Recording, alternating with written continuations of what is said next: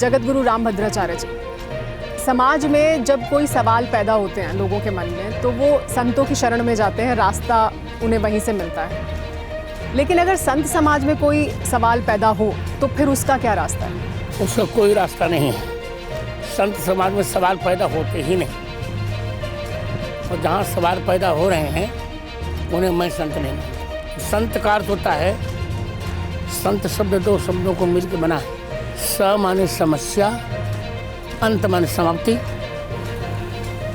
समस्यायाः समाप्ति यत्र, समस्यायाः अंतः यत्र, स संत।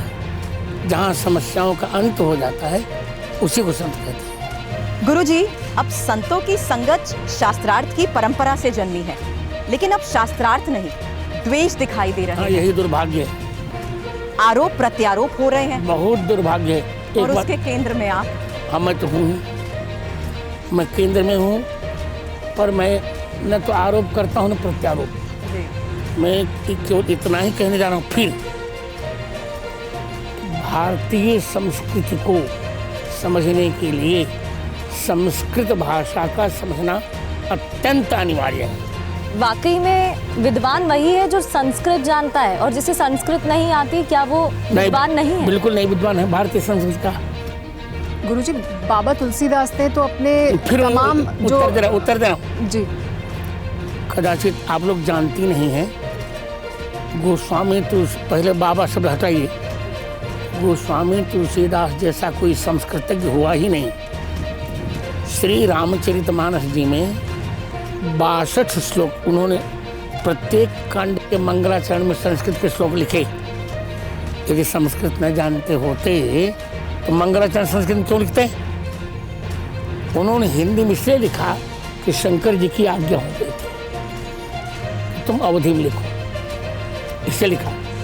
पर अवधि में लिखने के कारण गोस्वामी जी को कोई असंस्कृतज्ञ कहे, उससे उच्च कोटि का मूर्ख मैं किसी को नहीं मानता। मैंने संस्कृत साहित्य बहुत देखा,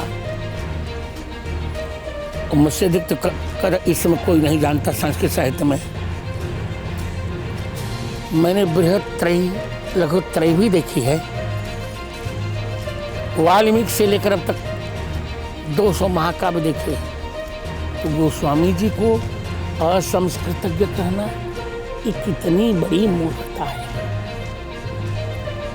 उत्तरकांड के अंतिम प्रकरण में जब दार्शनिक सिद्धांतों की विवेचन का प्रकरण आया तो गोस्वामी तुलसीदास जी ने कहा, विनिश्चितम वदामि ते न अन्यथा वचांसि में, हरिम नराज भजन्ति येति दुस्तरम तरन्ति ते। कैसे कह दिया उनको? गोस्वामी संस्कृत नहीं जानते थे? संस्कृत जानते थे, लेकिन उन्होंने चुना अपनी में लोगों से जुड़ने के लिए। जी नहीं।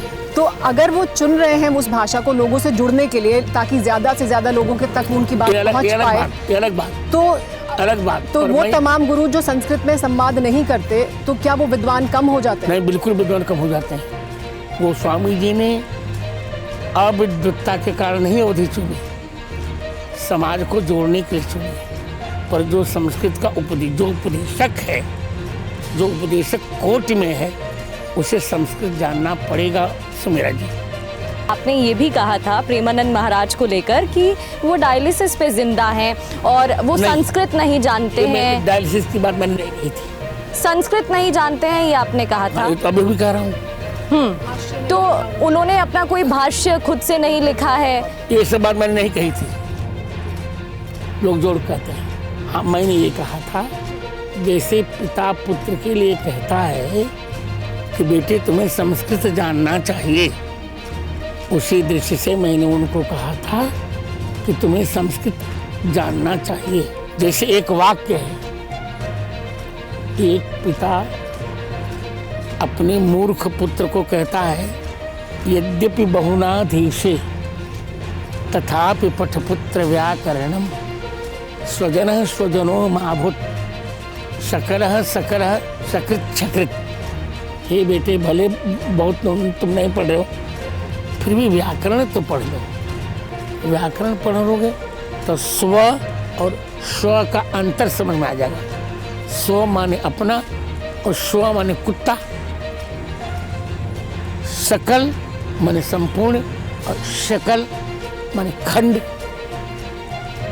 तो हम जनता जनार्दन को वेदों का ही तो उदाहरण देंगे, पुराणों का ही तो उदाहरण देंगे, भारतीय संस्कृति के लिए कहीं दूसरे स्थान से लाएंगे क्या?